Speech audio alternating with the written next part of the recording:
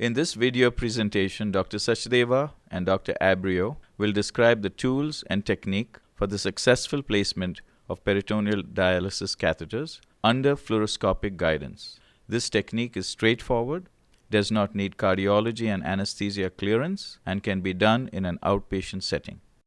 The focus of the preoperative history and physical is to make certain that there are no contraindications to placing a PD catheter.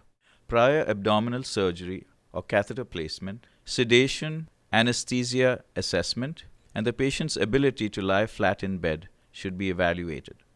On abdominal examination, particular attention should be given to identifying hernias, scars, skin folds, chronic skin infections, and abdominal masses.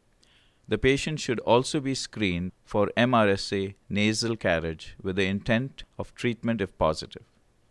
The abdominal examination should include locating and marking the catheter exit site with an indelible marker. It is extremely important to select the proper location of the exit site, especially in obese patients. The exit site is preferably located either above or below the patient's belt line to prevent irritation, where it can be easily seen by the patient so that it can be cleaned. And it should be directed laterally and downwards so that there is no pooling of secretions. The exit site should not be located in a skin fold or in a scar. The preoperative workup includes routine laboratory and coagulation studies. A bowel prep is recommended either with laxatives or polyethylene glycol in patients with a history of constipation. The abdomen should be cleaned with chlorhexidine. Intravenous cefazolin is administered prophylactically. Vancomycin can be substituted in locations with a high prevalence of MRSA or in patients with penicillin allergy. A nasal swab culture is taken prior to catheter placement. The interventional suite should be equipped with a C-arm fluoroscopy machine and an ultrasound with a vascular probe. The key supplies needed for this procedure are a blunt-tipped needle, a PD catheter, and a series of dilators.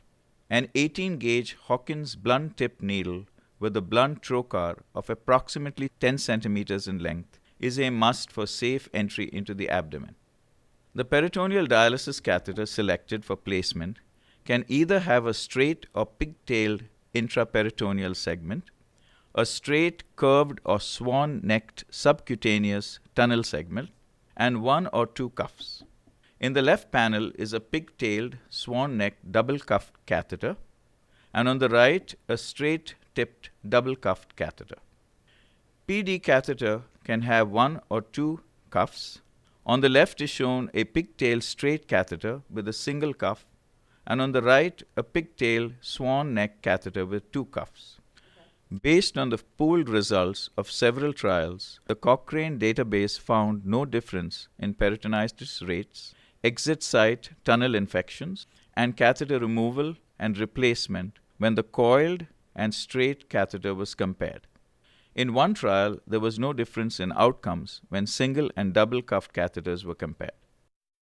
A series of dilators, 12, 14, 18 French, are needed.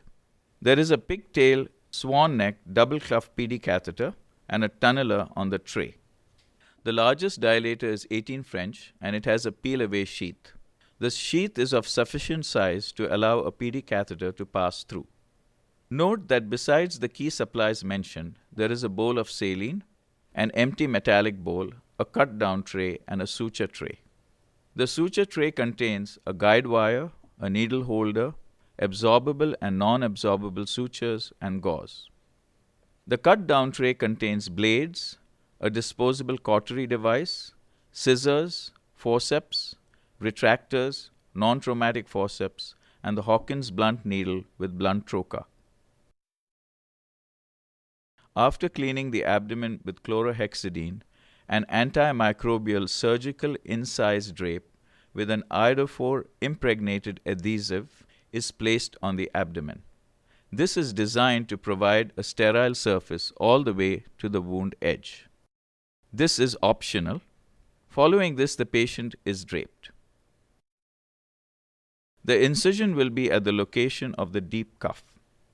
Place the catheter on the prepped and draped abdomen with the upper rim of the coiled catheter at the pubic symphysis and the straight part of the catheter 1 to 2 centimeters lateral to the midline.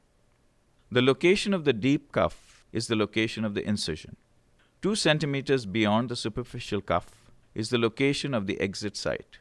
Make certain that the exit site is in the appropriate location as previously discussed. The catheter has a white barium line that is used to orient the catheter during placement. As shown here, the line lies posterior when the catheter is placed through the right rectus muscle.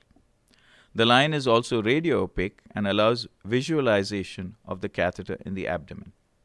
With the catheter lying on the abdomen, the location of the catheter tip can be confirmed with fluoroscopy as shown in this image. The barium line is radio-opaque and shows the pigtail tip in the pelvic cavity. The incision site is marked with an indelible sterile marker.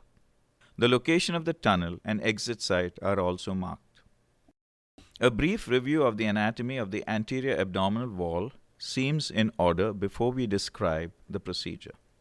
The abdominal wall in the periumbilical area consists of the skin, subcutaneous fat, the anterior rectus sheath, the rectus muscle, the posterior rectus sheath, and the parietal peritoneum.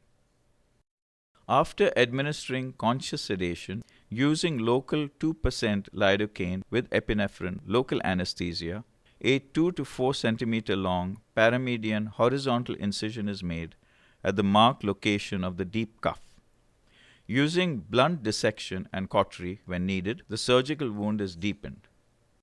The next step is introduction of the blunt needle into the abdominal cavity.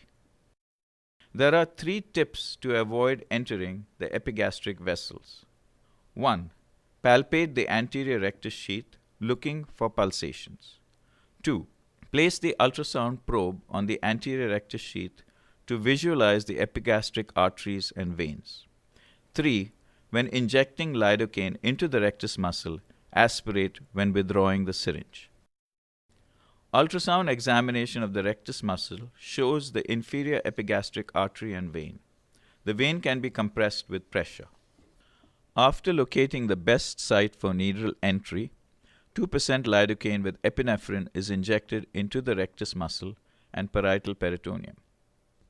A stab incision is made with the scalpel into the anterior rectus sheath, and the 18-gauge Hawkins blunt-tip needle with a blunt-tip trocar is inserted at an angle of 30 to 45 degrees through the stab wound and across the layers of the anterior abdominal wall into the peritoneal space. A distinct pop is felt as the needle punctures the posterior rectus sheath.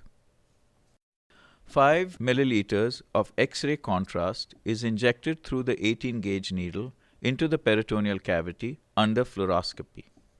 The peritoneogram shows a reticulated appearance as the contrast surrounds the loops of bowel. The contrast then puddles at the base of the pelvic cavity. Smudging and local accumulation of contrast suggests that the needle is in the extraperitoneal space. A 0.035 inch 150 centimeter glide wire is introduced into the abdominal cavity through the 18-gauge needle. There should be no resistance or pain when placing the glide wire. Fluoroscopic guidance can be used to ensure that the wire forms a smooth loop in the pelvis. The needle is removed, leaving the wire in place. Serial dilators from 12 to 18 French are passed over the wire across the rectus muscle. The 18 French dilator comes with a peel-away sheath. The dilator is removed and the peel-away sheath is left behind. Confirm the position of the catheter using the white line as a guide. The PD catheter is introduced over the wire through the sheath into the peritoneal space, making sure that the barium line is in the correct position, posterior on the right and anterior on the left. The catheter should enter easily without resistance. The sheath is peeled away and the wire is removed, leaving the catheter in place. The deep cuff is now flush with the anterior rectus sheath. 5 milliliters of contrast is injected into the catheter, and the location of the catheter is reviewed under fluoroscopy. The pigtail portion of the catheter should be in the pelvic cavity. A Wiretech infusion set with a rubber tubing at the end is connected to the PD catheter, and 1000 milliliters of PD fluid is infused into the peritoneal cavity.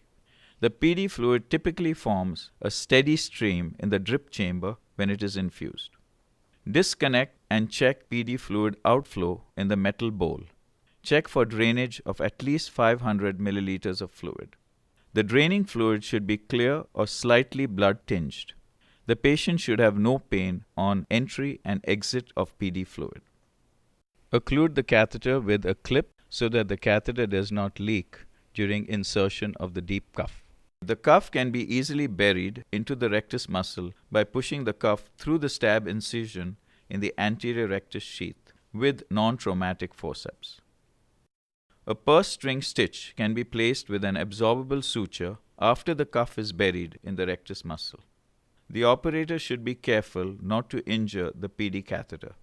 The stitch should be tied so that the anterior rectus sheath is snug with the catheter without kinking it. The catheter can be used immediately for PD exchanges with a low chance of leak.